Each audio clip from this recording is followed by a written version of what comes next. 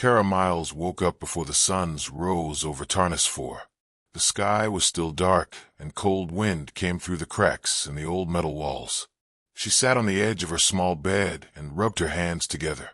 Outside her workshop the wind howled, and the desert sand moved like waves. It was just another day, just like yesterday, and the day before that. She walked to the sink and washed her face with cold water. Her reflection in the cracked mirror showed short brown hair and tired green eyes. A scar ran along her neck, but no one ever asked about it. No one dared. They only knew her as Kara the mechanic, the quiet woman who fixed engines and kept to herself. Tarnus 4 was a forgotten place, a mining colony at the edge of space. No cities, no armies, just dust and metal and people trying to survive. Kara liked it that way. No questions, no past, just work.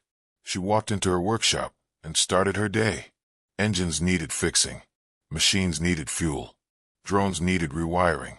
It was simple work. Clean. Quiet. Safe. She hadn't flown a ship in 8 years. Hadn't worn a pilot's suit. Hadn't seen a battlefield. People thought she was dead, and she wanted it that way. But that night something changed.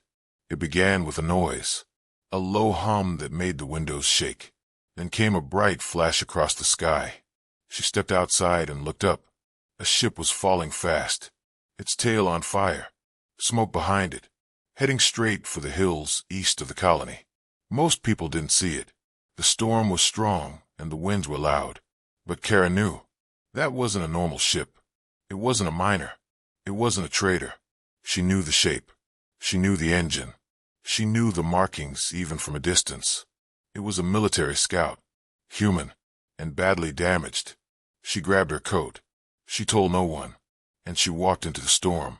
The hills were sharp and dry. The rocks cut her boots. But she kept walking. Her heart beat fast. Something about this felt wrong. Very wrong. She found the crash site after an hour. The ship had hit the ground hard. Metal was twisted. Fires burned on both sides. The smell of fuel and burned wires filled the air. And something else. Scorch marks. Black lines across the side of the hull. She ran her hand across them. She knew those burns. She had seen them before. Rasari weapons. Alien tech. She had fought against them once. Long ago. In another life. Her chest felt tight. She looked around carefully. Was it a mistake? Or were they really here? Then she heard it. A soft cough from inside the wreck. She climbed in through a broken hatch and found him. A young pilot. Blood on his face. Half his suit torn open. He looked at her and tried to speak. She leaned in. He whispered one line. They're coming. And you're the only one who can stop them. Then he passed out. Kara froze. Her hands shook. This couldn't be happening. Not here. Not now. She pulled him out and carried him back. Every step felt heavier. The wind pushed against her. The sand bit her skin. But she didn't stop. Back at her workshop, she laid him on the table. She cleaned his wounds. Used what little medicine she had.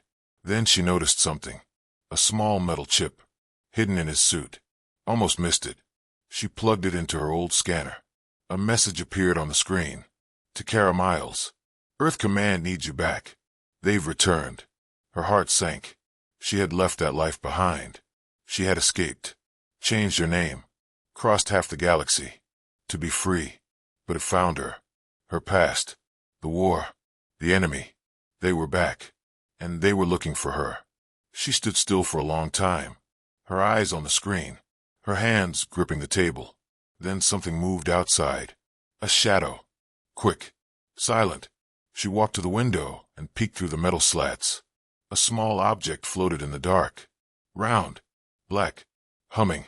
A Rasari probe. Scanning. Watching. Her breath caught at her throat. She knew what came next. They would not stop. They would search. They would find her. She thought she had time. Thought she was safe. But she was wrong. Kara Miles, the mechanic, was no longer hidden. And soon, everyone would know who she really was. The storm outside had not stopped. The wind screamed across the colony, like a wild beast. But inside Kara's workshop it was quiet. Too quiet. The young pilot was still unconscious on the table. His breathing was weak and slow. Kara had wrapped his wounds with old bandages. She had done what she could with the little medkits she had. But the truth was, he needed a real doctor. And fast. She stood beside him, staring at the screen in front of her. The message still glowed bright and cold. To Kara Miles, Earth Command needs you back. They've returned. Those words repeated again and again in her head. She wanted to run. She wanted to delete the message and throw the chip into the fire. But she could not move. Her legs felt like stone. Her hands felt frozen. And her past stood in front of her like a shadow she could not escape. She had not heard that name in 8 years. Kara Miles, captain of the 22nd Sky Division, veteran of the Battle of Orion Rift, survivor of the Black Zone, the youngest human pilot to take down a Rasari warship, the hero who vanished. And now, the ghosts had come to find her. She closed the message and turned away from the screen. She walked to the door and locked it, then checked the windows. The Rasari probe was gone. But that meant nothing. They were never alone. If there was one, there were others. Watching, listening, waiting. She needed answers. She needed to know why they were here, why the Rasari were after her, and what Earth Command wanted. She returned to the pilot. His face was pale. He had a deep burn across his side and a broken arm. His flight suit was torn, but she found his ID tag still attached. Lieutenant Cade Brenner, Recon Unit, Earth Command. She had never met him before, but that didn't matter. He had come for her, risked his life for her, and now he was dying on her table. Kara walked back to the wreck site before dawn. She kept low and quiet. The hills were colder now, and the fires from the crash were almost out. The wreckage sat in silence, like a broken metal beast sleeping in the dust. She searched fast but careful. Her hands moved with the skill of a soldier. Her eyes scanned every mark, every burn, every wire. What she found chilled her blood. The hull had been cut, not by the crash, by weapons, alien weapons, Rasari tech. She found fragments of black crystal, used only by Rasari fighters. She found a piece of one of their drones, still sparking with green light. This was no accident. This ship had been chased, attacked, brought down, and the attackers had not finished the job. They were still out there. She gathered what she could, took pieces of the drone, took the broken flight logs from the wreck, and returned to the colony. Back in her workshop, she connected the logs to her old data core. It took time to decrypt, time she did not have. But she waited, watched the pilot, checked the doors again and again. Then the logs opened. Images filled the screen. A patrol through the outer zones. A sudden alarm. Ships appearing out of nowhere. Not pirates. Not smugglers. Rasari.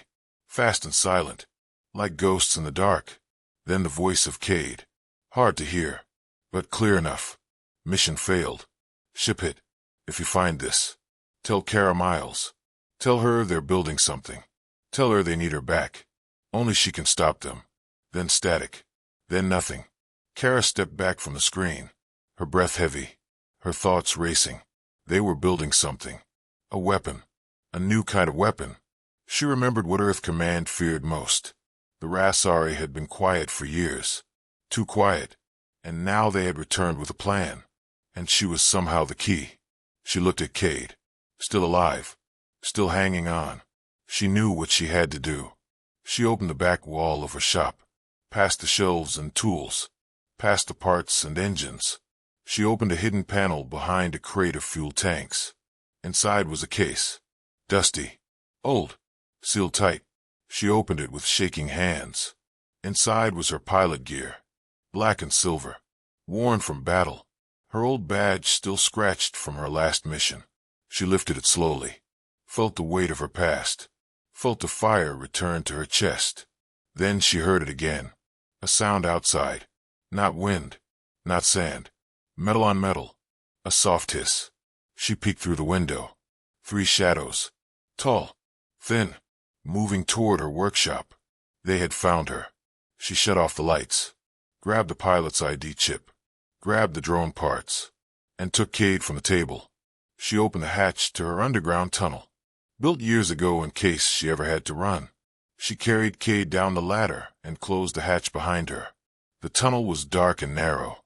She moved fast, her boots splashing through shallow water, the walls shaking as something hit the surface above. Explosions, sparks, voices speaking in a strange tongue. She did not stop. The tunnel led to the old fuel yard at the edge of the colony. She emerged into the open and looked around. No guards, no lights, no help, just her and a dying pilot. She placed Cade gently inside an old loader vehicle, started the engine, and drove into the dark.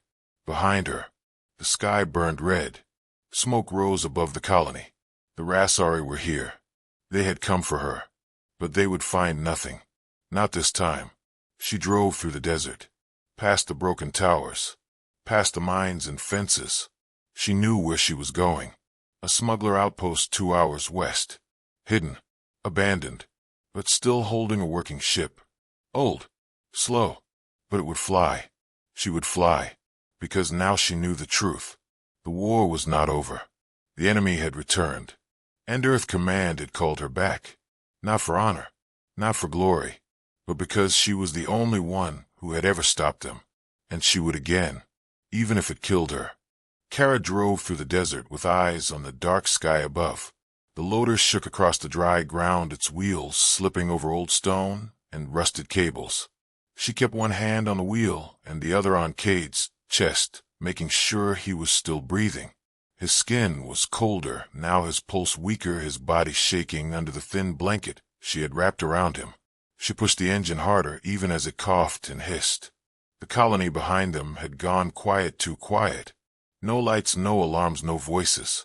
She knew what that meant. They had already started searching. They were scanning every corner of the colony, looking for her. Not to kill her, but to take her alive. Kara could feel it in her bones. They needed something from her. Maybe information, maybe codes, maybe her mind.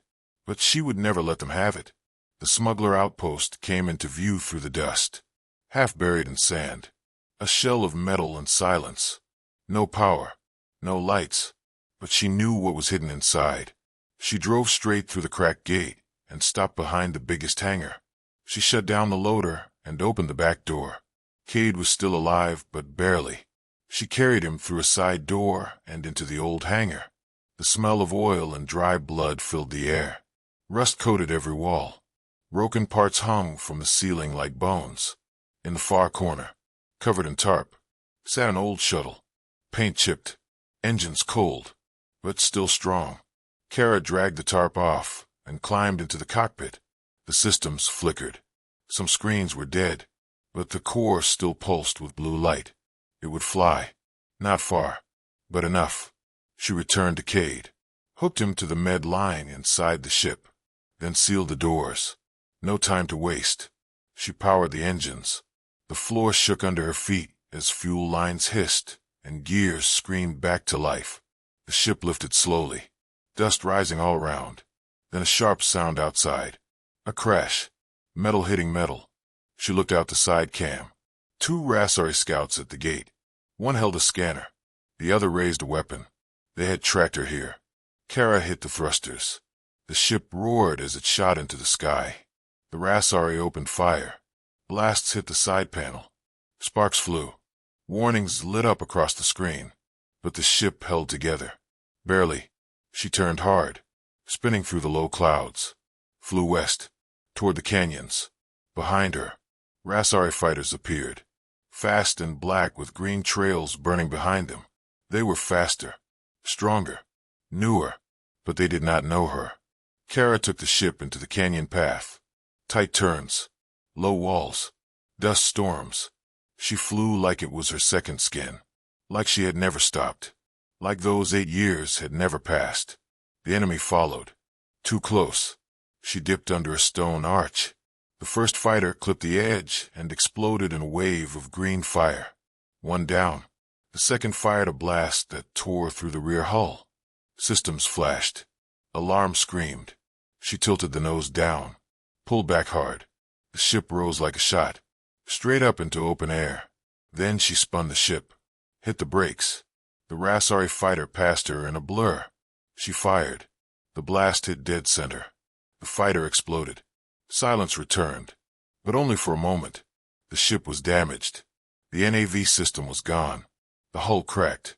Fuel leaking. Cade moaned from the med bed. She checked his vitals. Still alive. Still fighting. Just like her. Kara rerouted power to life support and looked at the last working screen. It showed one thing. A message signal. Still active. Still open. Someone was tracking it. She thought she had shut it down, but it was never off. The chip had a second beacon, hidden deep. And now they knew. Not just the Rasari. Earth Command too. They would come. Both of them. Two forces. Two sides. And she was in the middle. She had to disappear. She had one place left. A hidden station in the ice belt near the outer moons. A place she had sworn never to return. But it was her only chance. She set the course manually. Turned off all active signals. Cut the engines to low power. And waited. The stars moved slow outside the window. Cade slept in silence. His chest rising and falling like waves in the dark. Kara sat by the door. Her old pilot suit beside her. Her eyes never closed. Her thoughts spun like fire. Why were the Rasari chasing her? Why did Earth want her back so badly? What were they hiding? And what was she missing? She checked the wrecked flight logs again. Looked deeper. Past the mission files. Past the orders. She found a locked file. Not from Earth Command, but from Cade himself. She bypassed the code. It opened. Inside was a single image. Blurry, but clear enough. A giant structure floating in the dark. Sharp edges. Glowing lines. Rasari symbols across its surface. A weapon. Huge. Deadly. Not like anything she had ever seen. The file had one note. Project Death Seed. Almost complete. Kara leaned back. Her eyes wide. Her breath short. This was it. This was why they wanted her. She had seen this kind of energy pattern once before. During the final battle of the Orion Rift, when the Rasari flagship exploded in a strange burst of light. No one ever found out why, but she knew now. It was the first test, and she had been there. She had been inside the blast, and survived. Her DNA, her brain, her memory. She had something the Rasari needed. A key, a map, a code, and Earth Command knew it too. They were not protecting her. They were watching her. Kara stood up and walked to the cockpit. The ship was holding together. Barely, but the station was still 2 hours away. She opened the secret panel under the console. Inside was a weapon. Old, but deadly. She strapped it to her side. Whatever came next, she would be ready. If they wanted Kara Miles, they would have to face the fighter who never lost. And this time, she would not run. The ship creaked as it slipped into the orbit of the ice, built its engines, running low to avoid detection. The stars outside turned slow and distant, while cold light spilled across the fractured metal walls. Kara Miles sat beside the med bed where Cade Brenner still fought for his life, his body pale, his breath shallow. Every minute slipping further from her grip, she wiped sweat from his forehead, checked the vitals, and tried not to show fear. But fear was growing deep inside her chest, like a sharp thing buried in stone. She had thought she left the war behind, left the uniform, the orders, the fire, the dead, but now it had followed her across the stars, with claws made of memory and eyes made of silence. She looked out the window at the frozen moons, spinning around each other, locked in quiet motion, untouched by war, unaware of her past, unaware of the things she once did to survive. Her ship drifted toward a dark shape ahead, the hidden station, built into a jagged asteroid, masked from all scans, hidden by old pirates, abandoned for years, but not forgotten by her, not ever.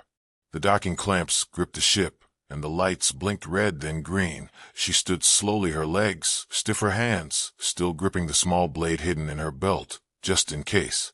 She opened the hatch and stepped into the old station, where frost coated the walls and silence ruled the halls. Her boots echoed against metal panels, and broken wires dangled from the ceiling like vines in a dead forest. She carried Cade on an old hoversled past the sealed rooms, past the wreck control center, and into the inner chamber, where she had once stored her old gear and maps and secrets she never meant to open again. The chamber lights flickered weak yellow as power returned for the first time in years. Machines hummed awake, like ghosts breathing for the first time after a long sleep. She placed Cade on the med table, hooked him to the ancient autodock, and watched as the machine scanned him and began repairs with soft hisses and slow pulses of green light. It would not heal him fast, but it might be enough. She turned away and opened a rusted locker in the corner. Inside were her old mission drives, sealed after her last command, marked with red tags, and locked behind codes only she knew. Her fingers trembled as she typed the codes and pulled the drives out. Dust coated her gloves, but the weight in her arms felt like truth too long buried, now rising again.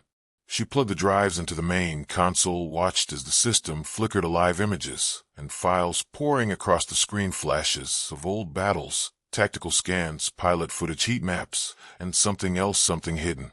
She saw a file she never opened, one marked black, zone classified beyond top level. The file Earth Command had told her was corrupted long ago after her final mission. She opened it. The screen turned white, then red, then showed a rotating model of the Rasari weapon, the Death Seed, larger than any structure she had seen before, forged from living metal, powered by what looked like a captured sun wrapped in chains of light.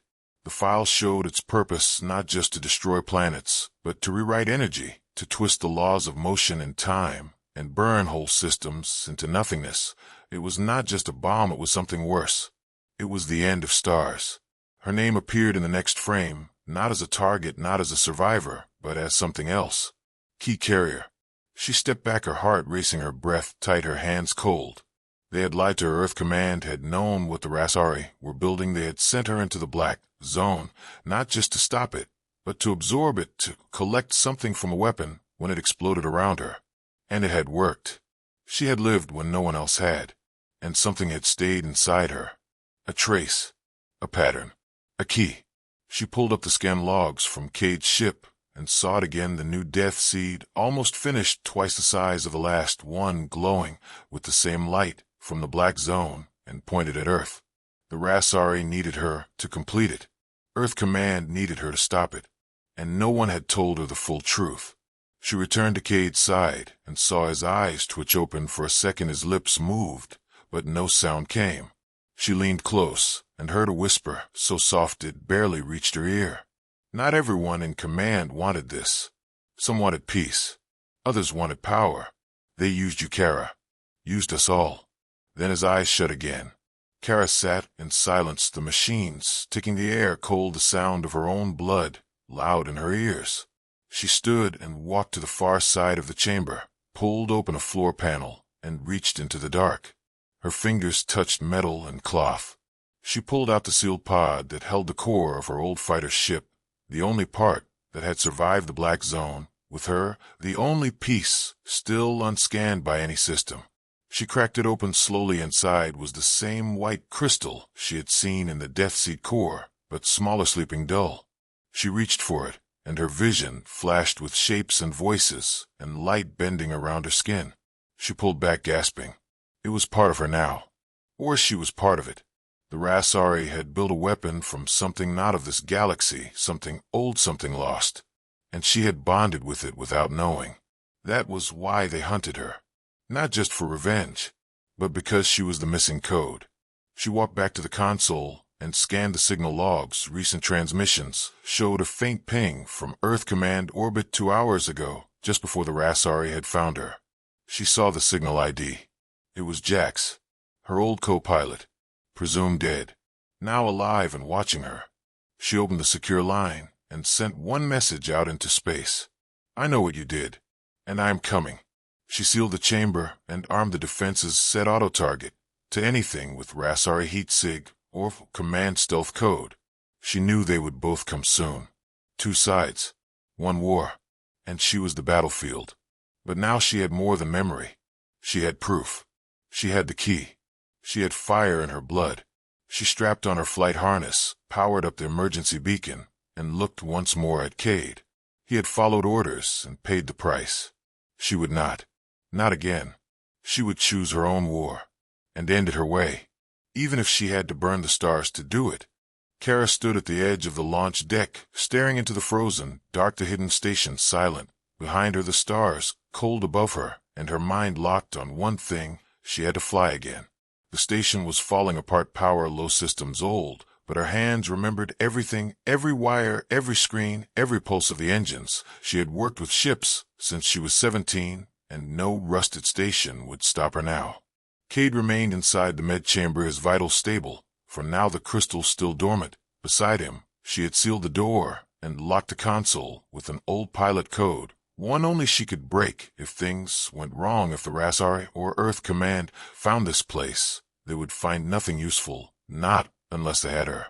She turned back to the hangar. The smuggler's ship still sat in pieces, damaged by the last chase, half its parts burnt, but the core remained whole, and beside it sat her old fighter frame, stripped years ago when she vanished, now waiting in silence, like an old friend who never stopped watching the sky. She moved fast, her body light, her steps sharp, every motion born from habit and memory. She began the rebuild, taking parts from the smuggler's ship, fusing them to the old fighter, using the last energy cells from the station backup core. Wires sparked, bolts hissed, metal groaned, but the ship took shape again, stronger, faster, darker than before. She did not care about looks. She cared about fire, about speed, about getting back to the stars and tearing through whatever waited out there. Hours passed, then the console blinked green, and the engines whispered like wolves waking up after a long sleep. She climbed into the cockpit, closed the hatch, and felt something settle in her chest, something she had not felt in 8 years. Belonging. The ship lifted slowly out of the hangar, snow drifting around it like ash from a silent fire. She tilted the wings and punched the thrusters, rising into the dark with the power of her past, now chasing the truth. The stars opened around her wide, and deep she flew low through the belt, dodging ice rocks and dead satellites. Old wrecks floated by, silent echoes of wars long gone. She ignored them. Her path was clear. She activated the scan module, rerouted the NAV system to old stealth code, and picked up a trace. Just ahead, a signature, too clean, too sharp to be a traitor, too quiet to be Rasari. It had Earth Command hidden all over it. She knew the signal. Jax. The ship turned on its own, just slightly, like it knew who she was hunting, like it remembered the last time they flew together, back before the rift, back before the lies. She pushed the throttle and broke orbit, sliding into empty space, past the moons and into the shadow line, where deep space begins. The stars faded behind her, and the light ahead grew brighter, not from suns, not from planets, but from something else. The Death Seed. It floated ahead like a monster from an old dream, sharp and massive, with glowing lines pulsing around its core, its surface alive with machines moving, building, shaping. She slowed the ship, dropped below skin range, and circled wide, staying out of sight. The outer hull of the Death Seed opened and closed in slow rhythm, like a breathing thing. It was alive in ways that made her skin crawl. She knew what she had to do.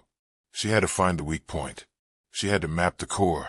She had to send it back to Earth Command, even if she never made it back. She dropped a beacon behind a drifting asteroid, encrypted it, and sent one message. "This is Kara Miles, I found it." Then she cut the signal. The ship moved toward the structure engines, silent shields dark. She weaved through patrols, past scanning lights, past drone nests. Some of the drones looked new, but others looked almost human, with faces built from old helmets, twisted and burned. She did not blink. She found a small opening near the reactor path, barely wide enough for a fighter, but just enough. She slipped through and entered the heart of the Death Seed. Inside, the light changed blue, and slow everything moved with purpose. Machines working in silence, building something huge in the center, a core brighter than anything she had ever seen, light wrapped in chains of gravity, spinning fast, feeding from other stars, pulled across space. And next to it, a small chamber, guarded by Rasari guards and 2 humans. She zoomed the cam. One was Jax. His face older, sharper eyes cold, wearing a black version of the old Earth Command uniform, talking to the Rasari leader, like equals, like partners. She recorded it all. She pulled back from the chamber, scanned the structure, and found the heat trail, the one weak point still under shield, but linked to the cooling shaft. If she could get blast inside it, the whole core might collapse. But she would only get one shot. Her ship had no torpedoes left, only the reactor spike weapon built into her core, drive a last resort meant for emergencies or suicides. She made her choice. She turned the ship hard, aimed at the shaft, locked the spike drive, and armed it, then activated her escape pod, pulled the eject lever, and shot backward into the void. Her fighter screamed forward, lights flashing, hull-breaking heat rising. The Rasari spotted it too late. It hit the shaft with a thunder no one heard, and the light changed everything. The death seed cracked open from within, waves of fire and broken metal shot out in all directions. Alarms blared across the sky as drones shattered, and the gravity chains snapped, sending the core spinning into space. Her escape pod flew far with no control, oxygen low systems fading. She watched through the small window as the structure began to collapse, fold into itself, sucked into its own power, now uncontrolled, now wild, and then black. She woke later to voices. Human voices. A rescue team from Earth Command had picked up her beacon, had traced the signal, had pulled her from the edge of death. She was in a medbay, cold wires in her arms, screens above her face, and a figure beside her. Admiral Sten. He looked tired, older, his eyes full of silence. "You did it," he said. "You stopped it." But she only stared, because she knew the war was not over. The Rasari would return. Jax had not been found. The crystal was still inside her, and Earth Command still had secrets. But now she was back, and she would not run. Not anymore. The medbay lights were too bright, too clean, too quiet. Kara sat on the edge of the bed, wires still stuck to her skin, her mind full of flashes from the explosion, from the fire, from the last second before her fighter vanished into the core of the death seed. Her hand twitched with memory, her breath still catching when she closed her eyes, the feeling of the spike drive activating the final scream of her ship, the light swallowing everything still burned into her bones. She had survived again, the impossible again. A nurse moved past her, without speaking, eyes fixed on a screen, like Kara was just another file, just another body pulled from the edge of space. But she knew better. The Admiral had not come back. The answers had not arrived. She was alone again. Cade was gone, no record, no file, no name in the med logs. She had asked 3 times, and been told nothing every time. She stood and pulled the wires from her skin, moved to the locker in the corner, opened it, and found the flight suit they had left for her, folded, cleaned, but hollow, like a body without breath.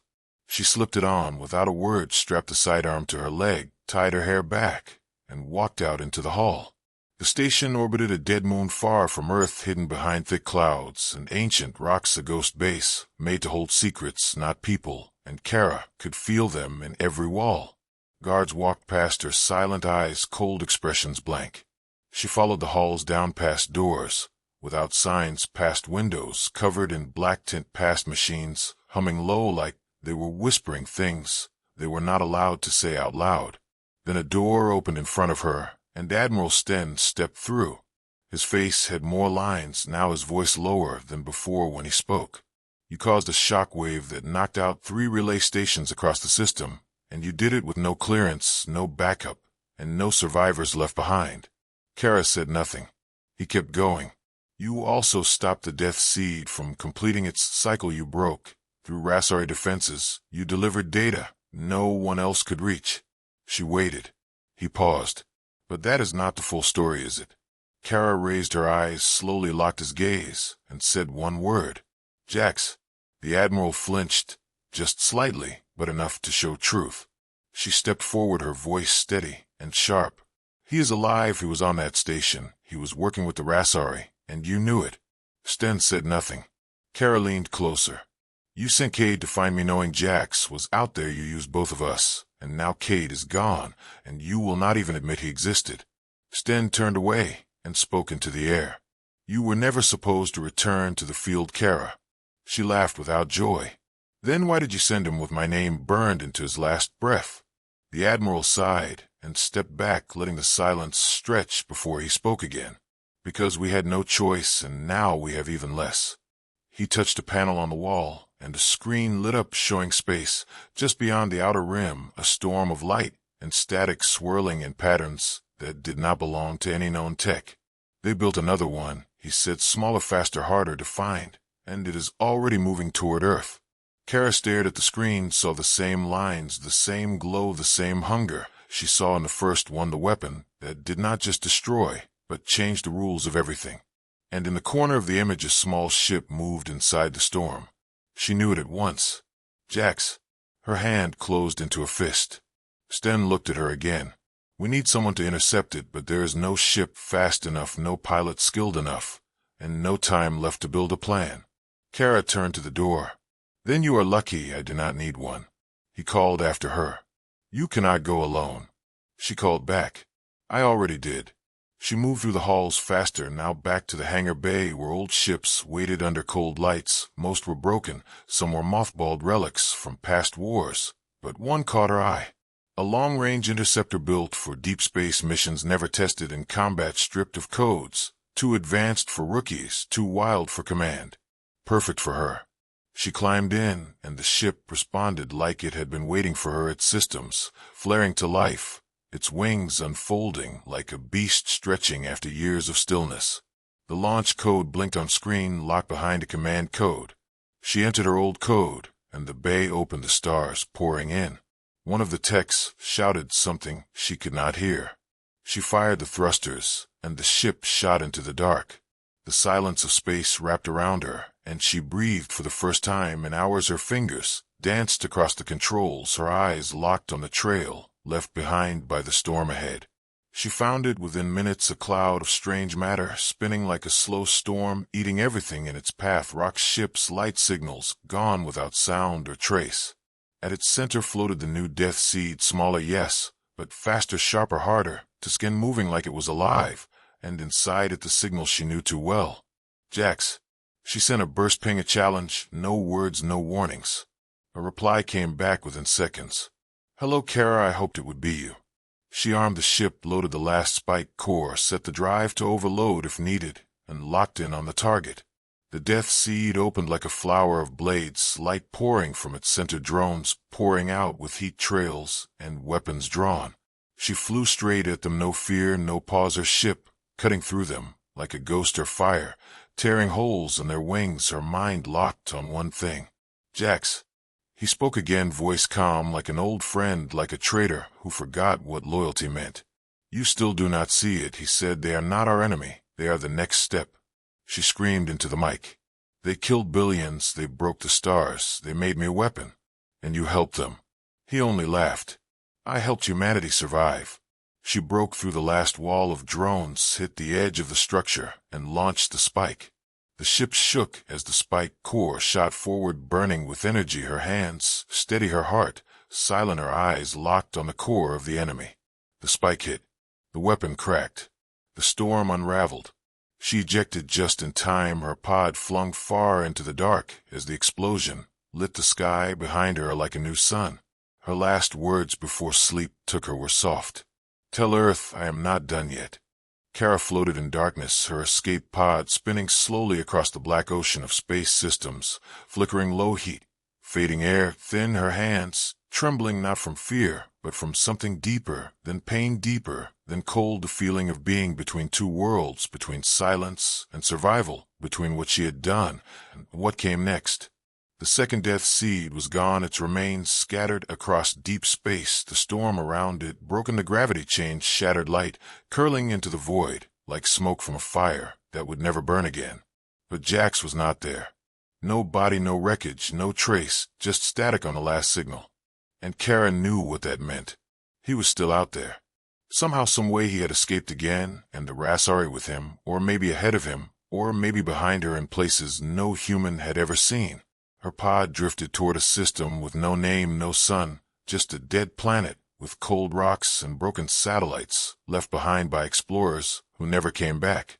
She stared through the tiny window and whispered into the dark, I am not finished. And the dark whispered nothing back. Time moved slow inside the pod, seconds stretched like hours, minutes like days. The rescue beacon pulsed, once every few beats of her heart, weak but steady like a heartbeat of its own. She slept once, woke up twice, dreamed of fire and snow, of Cade's smile and Jax's eyes, of flying through storms and crashing into silence, of her hands on the controls and her past chasing her through every turn. Then the beacon blinked red. A signal. Close. She reached for the console, pulled up the source, and saw a ship moving fast toward her. Not Earth Command, not Rasari, but something older, something buried. She narrowed her eyes and waited. The ship docked with her pod without sound, its claws locking onto the hatch, its light flooding the chamber with green and blue.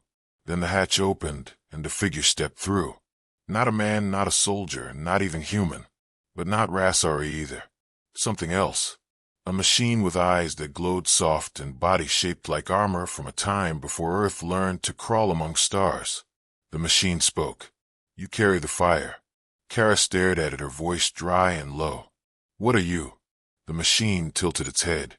"We are what was left behind when your kind forgot where they came from. We are not enemy, not friend, not tool, not God, only memory."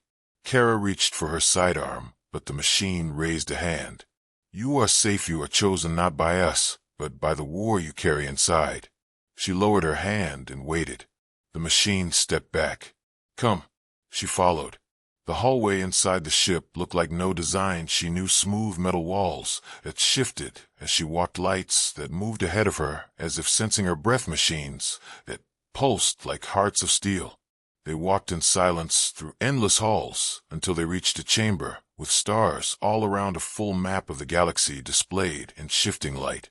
And in the center of it, a dark mark spreading. The machine pointed.